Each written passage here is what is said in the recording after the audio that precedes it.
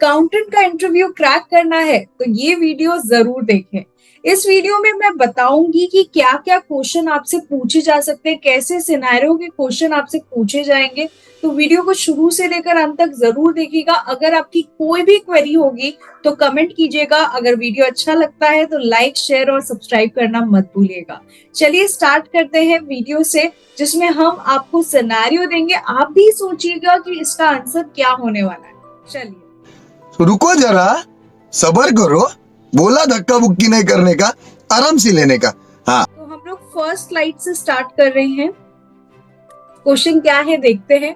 तो question basically है XKR private limited, a goods transport agency based in Noida. तो goods transport agency का question है, नोएडा का है, Uttar Pradesh. Is hired by Raju electrical. Raju electrical है दिल्ली का। To transport it consignment of goods to buyer in Kanpur. तो ट्रांसपोर्टेशन कहाँ हो रहा है? Buyer in Kanpur, Uttar Pradesh. तो आपको प्लेस ऑफ सप्लाई जो है वो डिटरमाइन करना है। तो प्लेस ऑफ सप्लाई क्यों इंपॉर्टेंट होता है, सबसे पहले मैं आपको बता देती हूँ कि प्लेस ऑफ सप्लाई अगर आपको पता नहीं होगा तो आपको पता नहीं चलेगा कि CGST SGST लगेगा या IGST। अगर लोकेशन ऑफ सप्लायर और प्लेस ऑफ सप्लाई सेम है, सेम स्टेट है, तो CGST SGST। अगर अलग स्टेट है, लोकेशन ऑफ सप्लायर और प्लेस ऑफ सप्लाई, तो क्या लगेगा? IGST। तो इस केस में हम थोड़ा समझने की कोशिश करते हैं कि इस केस में क्या लगने वाला है। तो हम समझाने की कोशिश करती हूँ आपको कि इसमें क्या लगने वाला है। तो इसमें हमारा जो GTA है वो कानपुर का है, और हमारा जो गुड्स का सप्लायर है, गुड्स का सप्लायर कहाँ का है? दिल्ली का है। और हमारा जो रेसिपेंट है गुड्स का, वो कहाँ का है? वो भी कानपुर का है। तो इसमें प्लेस ऑफ सप्लाई क्या माना जाएगा? दिल्ली माना जाएगा या कानपुर माना जाएगा? ये कंफ्यूजन है। सही पकड़े हैं। तो कंफ्यूजन है, तो सोल्यूशन ये है कि अगर जो रेसिपेंट है, रेसिपेंट कौन सा रेसिपेंट? जो सर्विस ले रहा है। इस केस में सर्विस कौन ले रहा है? जो गुड्स का सप्लाई कर रहा है वो ही सर्विस ले रहा है। किससे ले रहा है? GTA से। तो अगर वो रजिस्टर्ड है तो उसका जो लोकेशन है वो ही प्लेस ऑफ सप्लाई माना जाएगा, अगर वो रजिस्टर्ड है तो। अगर वो रजिस्टर्ड नहीं है तो उस केस में जहां से हैंड ओवर हो रहा है गुड्स, जहां से चढ़ रहा है गुड्स, वो ही प्लेस ऑफ सप्लाई माना जाएगा। तो इस केस में जो दिल्ली का रेसिडेंट है, जो सर्विस ले रहा है GTA का, वो रजिस्टर्ड है, तो प्लेस ऑफ सप्लाई क्या माना जाएगा? दिल्ली। तो इस केस में प्लेस ऑफ सप्लाई क्या है? दिल्ली। और लोकेशन ऑफ सप्लायर क्या है? कानपुर। तो क्या लगेगा? सिंस लोकेशन ऑफ सप्लायर और प्लेस ऑफ सप्लाई अलग जगह का है तो उस केस में IGST लगेगा, तो अलग स्टेट का है। तो हम लोगों को क्या समझ में आया? सिंपली समझ में आया, the place of supply will be the location of the recipient, that is New Delhi, since the recipient is registered। अब यहाँ पर कंफ्यूजन क्या आता है? कंफ्यूजन क्या आता है कि रेसिपेंट क्या? जो सर्विस ले रहा है। सर्विस कौन ले रहा है? सर्विस जो है सप्लायर ऑफ गुड्स ले रहा है। जो रजिस्टर्ड सप्लायर है राजू इलेक्ट्रिकल, वो ही तो सर्विस ले रहा है GTA का। अगर वो रजिस्टर्ड है तो उस केस में place of supply is the location of that registered person, जहां पर वो रजिस्टर्ड है। तो उस केस में हमारा place of supply new Delhi होगा। ये क्वेश्चन काफी बार पूछा जाता है, काफी लोग बता नहीं पाते हैं, तो आप पढ़ के जाइए। प्लेस ऑफ सप्लाई बहुत इंपॉर्टेंट है। मगर क्यों? नेक्स्ट हम लोग एक और क्वेश्चन करते हैं। What do you mean by ITC restriction due to different POS from the recipient state? ये जो है GSTR 2B में आप अक्सर देखते हो POS restriction, place of supply restriction, जिस कारण आप ITC क्लेम नहीं कर पाते। मैं एक एग्जांपल लेती हूँ, आपको समझ में आएगा क्या होता है POS रिस्ट्रिक्शन। मैं एक्सेल का ही फाइल यूज कर रही हूँ आप लोगों को समझाने के लिए। सपोज कीजिए मैंने एक होटल जो है वो बुक किया। कहाँ बुक किया?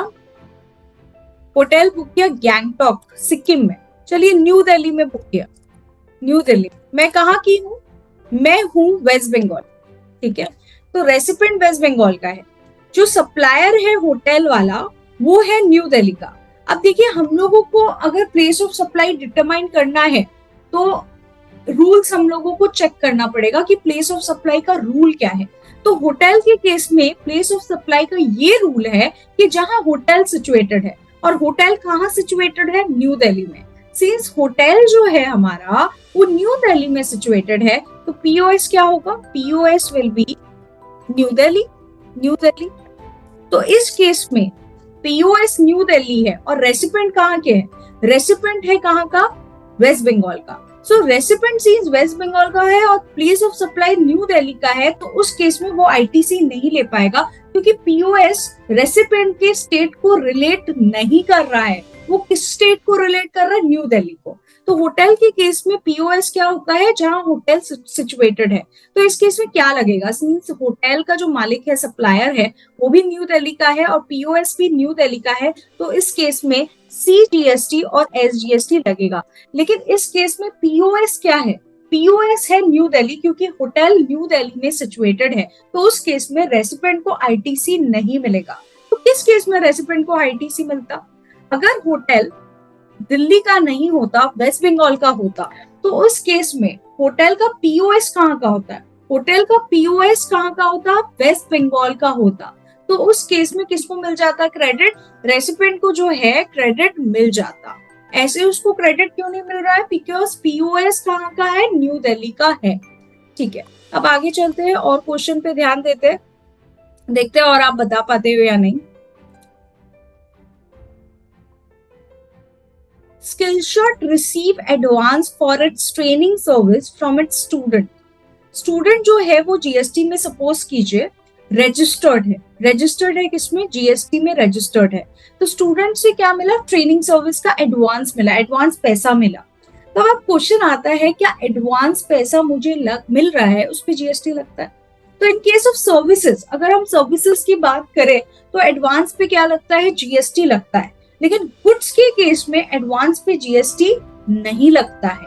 तो इस केस में सीन्स एडवांस में मुझे पैसा मिला है तो जीएसटी तो लगेगा। तो जीएसटीआर 1 में इसका इम्प्लीकेशन क्या होगा, ये हमको बताना है।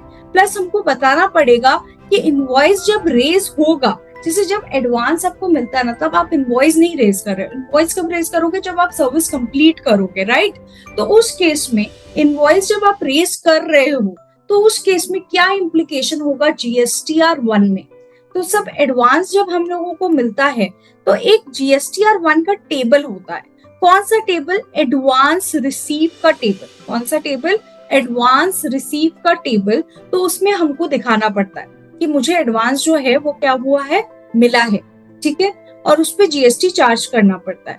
हाउएवर जब हमको एक्चुअल में टैक्स इनवॉइस मिलता है तो उस एडवांसेस को, जिसके रिस्पेक्ट में सपोज 1 लाख का एडवांस मिला था और 1 लाख के रिस्पेक्ट में मैंने इनवॉइस रेज कर दिया, 1 लाख के रिस्पेक्ट में मैंने इनवॉइस रेज कर दिया, तो 1 लाख को मेरे को क्या करना पड़ेगा, एडजस्ट करना पड़ेगा। एडवांसेस को क्या करना होगा, एडजस्ट करना पड़ेगा।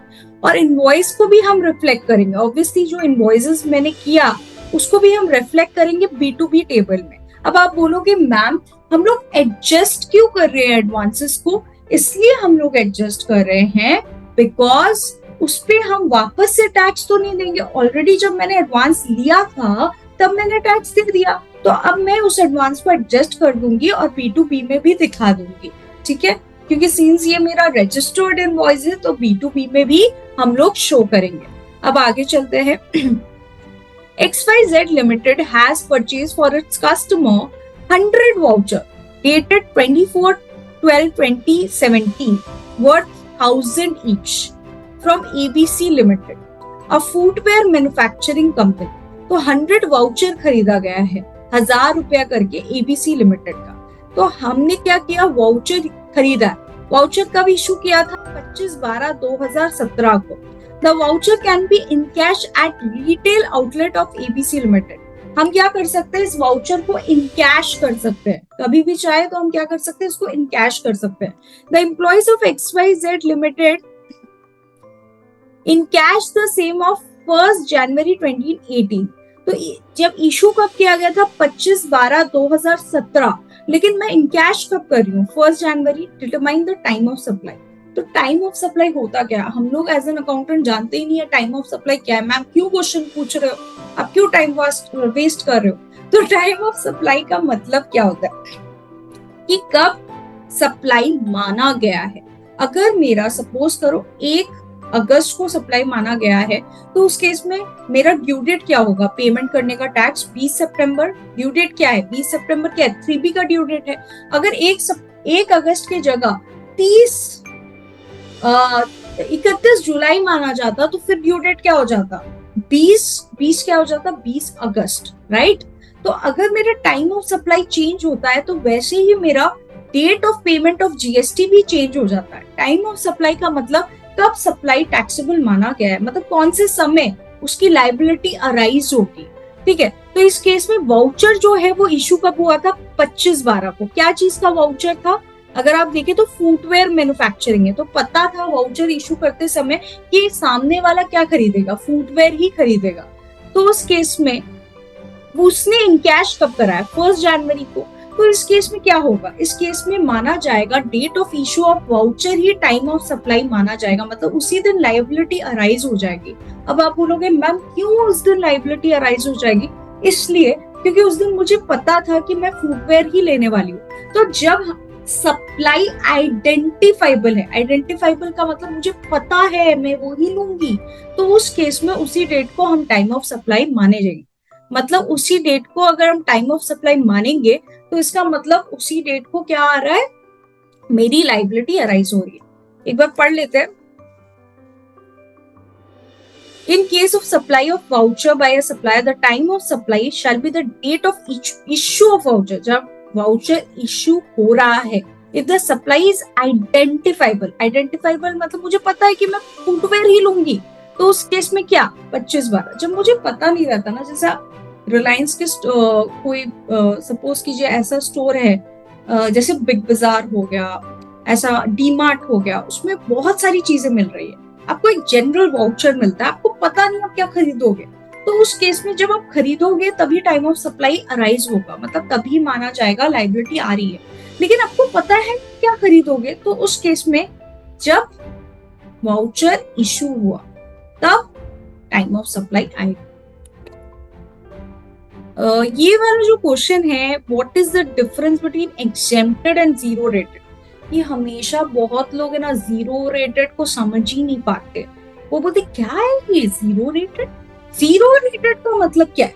जीरो रेटेड बेसिकली एक्सपोर्ट को रिलेट करता है, और एक्सपोर्ट और एसईजेड को जो आप सेल कर रहे हो वो होता है जीरो रेटेड। इस केस में आपको आईटीसी जो है उसका रिफंड भी मिल जाता है अगर आपके आउटपुट पे टैक्स नहीं लग रहा है। इन केस ऑफ एक्सपोर्ट अगर आप आउटपुट पे टैक्स नहीं दे रहे हो, तो आपको जो आईटीसी आपने दिया था इनपुट पे टैक्स, उसका रिफंड मिल जाता है, राइट। लेकिन एग्जेम्प्ट सप्लाई क्या है? एग्जेम्प्ट सप्लाई जैसे आलू प्याज टमाटर बेच रहे हो, वो एग्जेम्प्ट है। तो उस केस में क्या हो रहा है? उस केस में आपको आईटीसी भी नहीं मिलता है। आईटीसी का रिफंड तो दूर, आपको आईटीसी जो है उसका रिफंड नहीं मिल रहा है।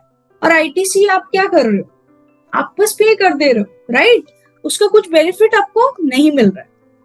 For zero rated, the government does not tax its sale but allow credit for the value added tax on input. मतलब जो आपका जीएसटी पे किया गया है इनपुट पे, उसका आपको बेनिफिट मिलता है, आपको रिफंड मिल जाता है, ठीक है। बट इफ अ गुड्स और business is exempt, the government does not tax the sale of goods. Goods तो टैक्स नहीं हो रहा है, आउटपुट पे टैक्स नहीं लग रहा है, और आईटीसी का भी आपको बेनिफिट नहीं मिल रहा है। ये मेन डिफरेंसेस है। अब ये बहुत जन पूछ रहे हैं कि मैम इस पे वीडियो बनाइए। आप लोग मेरे को बताइए ई वेबिल और ई इनवॉइसिंग में क्या डिफरेंस है, क्यों आखिर ये लाया गया, क्या है ये? तो ई वेबिल जो है ना बेसिकली आपके मूवमेंट ऑफ गुड्स पे डिपेंड करता है कि अगर आपका गुड्स का मूवमेंट हो रहा है वाया रोड हो गया, रेल हो गया, शिप हो गया, एयर हो गया, तब आपको ई वेबिल जनरेट करना है। लेकिन ई इनवॉइसिंग जो है बेसिकली क्या है, इसमें IRN और आपका QR कोड जो है वो जनरेट हो रहा है, राइट, प्रिंट हो रहा है इनवॉइस में। और ये B2B के लिए मैंडेटरी है, B2C के लिए मैंडेटरी नहीं है। लेकिन ई वेबिल क्या है? अगर आपका मूवमेंट ऑफ गुड्स हो रहा है, एक तरह का रोड परमिट है ई वेबिल। और ई इनवॉइसिंग क्या है? जो आपके इनवॉइस में IRN और QR कोड जा रहा है, that is your E invoice, ठीक है। तो डिफरेंस यही है कि ई वेबिल में मूवमेंट होता है, चाहे B2B को हो B2C को हो, आपको जनरेट करना है। अगर कुछ वैल्यू से एक्सीड कर रहा है लेकिन ई इनवॉइसिंग जो है, अगर 5 करोड़ से ज्यादा आपका टर्नओवर है तो ही आप पे अप्लाई करेगा। ई वेबल में आपका इनवॉइस वैल्यू देखा जा रहा है और ई इनवॉइसिंग में देखा जा रहा है कि आपका टर्नओवर क्या है, उस बेसिस पे डिसाइड हो रहा है। अगर आपका टर्नओवर 5 करोड़ से अबव है तो उस केस में ई इनवॉइसिंग आपसे पूछे जा सकते हैं ऐसे टाइप के। मैं तो ये नहीं बोलूंगी यही पूछे जाएंगे, लेकिन पढ़ के जाओ। देखो इंटरव्यू का लेवल जो है ना थोड़ा अप साइड मैंने रखा है जीएसटी इंटरव्यू का, तो आप ऐसे टाइप के क्वेश्चन अगर करके जाते हो, simply place of supply, time of supply, e waybill क्या है, ई इनवॉइसिंग क्या है, ये सारी चीजें देख के जाओ तो आपको क्लैरिटी होगा। कब पीओएस रिस्ट्रिक्शन क्या है, किसी को पता ही नहीं है पीओएस रिस्ट्रिक्शन क्या है। पीओएस रिस्ट्रिक्शन का सिंपल अर्थ क्या है ये हम लोग बता ही नहीं पा रहे कि अगर मेरा जो प्लेस है, प्लेस ऑफ मेरा जो रेसिपिएंट का जो प्लेस है अगर डिफरेंट है जो प्लेस ऑफ सप्लाई है उससे, तो उसको आईटीसी नहीं मिलता है। Simple. Thank you so much everyone. Hope ये वीडियो अच्छा लगा होगा। अगर आपको वीडियो अच्छा लगा तो जरूर कमेंट करिए, लाइक करिए, शेयर करिए। Thank you.